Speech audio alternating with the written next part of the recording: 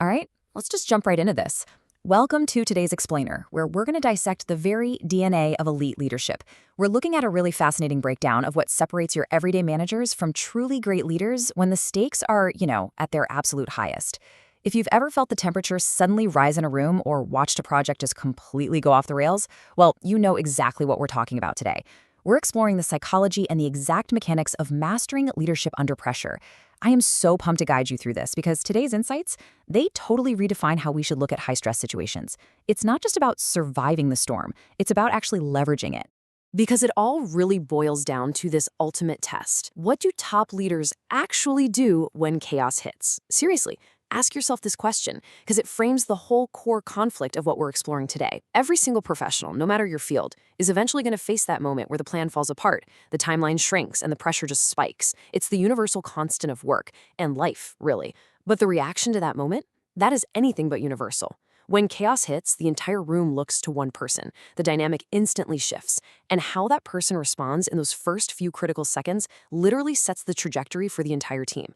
So, how do the absolute best of the best handle it? Section 1. When chaos hits, the crucible of leadership. You see, chaos isn't some weird anomaly. It's actually the environment where true leadership is forged and tested. You can be a great administrator when the waters are calm, but chaos? That's the crucible.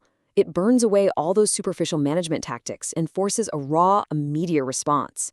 Great leaders are individuals who do not panic but power up under pressure. I absolutely love that phrasing, power up.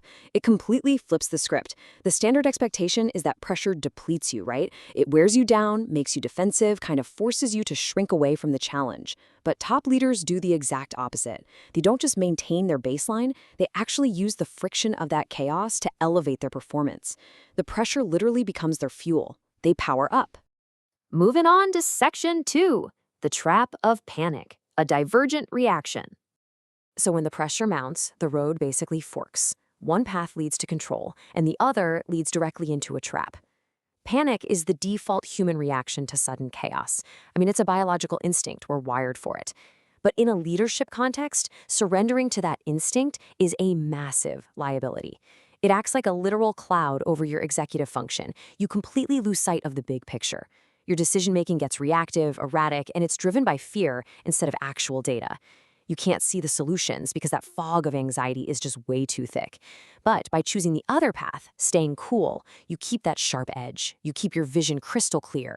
You're able to slice through all the noise and distractions to see exactly what needs to get done. Sharpness is an absolute prerequisite for survival in chaos. Which brings us to Section 3, a skill, not magic, the paradigm shift. There's this super common, honestly pretty dangerous misconception in the professional world that composure is just like a genetic lottery. People watch a CEO handle a massive crisis flawlessly and they think, wow, they were just born with ice in their veins. We tend to view that level of cool-headedness as this magical trait, an innate superpower you either have or you don't. But the reality, staying calm isn't magic, it's a skill. Let that sink in for a second. It is a skill. This is probably the most empowering piece of information we can pull from this whole explainer. Because if it's a skill, it means it's entirely trainable. It means emotional regulation is just a muscle you can build. It means those leaders who look like they're performing literal magic under pressure, they've actually just put in the reps. They've practiced their response to stress so thoroughly that calm just becomes their default reflex. You aren't at the mercy of your panic. You can actively train yourself to override it. Let's look at Section 4, turning stress into solutions. The action plan. Okay, so how exactly do we train that muscle? We've established that great leaders power up.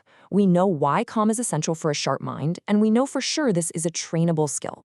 Well, there is a literal 1-2-3 sequence that top leaders execute to reclaim control when the alarms start ringing. Step 1, take a deep breath. I know, it sounds almost too simple, doesn't it? But it's the absolute crucial physiological circuit breaker. Before you can manage the crisis, you have to manage your own biology. A deep breath hits pause on that fight or flight response. Step 2, focus on what matters. Once your brain is cleared of that panic cloud, you've got to prioritize immediately. In chaos, 100 different things are screaming for your attention, but really, only a few actually matter. You have to isolate the signal from the noise.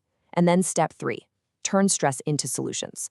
Now that you're breathing, and now that you're locked in on the right target, you take all that nervous energy and you channel it directly into execution. You completely flip the script. The stress isn't paralyzing you anymore, it's propelling you straight toward the fix. This sequence is literally everything. Control your breath, control your mind, lead like the best. Just notice the direct chain of command going on here. You absolutely cannot lead effectively if your mind is totally chaotic. And, well, you can't control your mind if your physiology is spiraling into panic mode. It all starts right there with the breath. By mastering that first immediate physical response, you lock in the mental sharpness you need to guide your team out of the storm. This right here is the blueprint for elite performance. And it leaves us with these two commands that are inextricably linked. Stay cool, lead strong. You just cannot have the second one without the first. So, the next time the pressure mounts, and trust me it will, the next time the plan shatters and every single eye in the room is on you, what's your reaction going to be? Are you going to let the panic roll in and cloud your brain? Are you going to control your breath, clear your mind, and use that chaos to actually power up? The choice and the skill is entirely yours.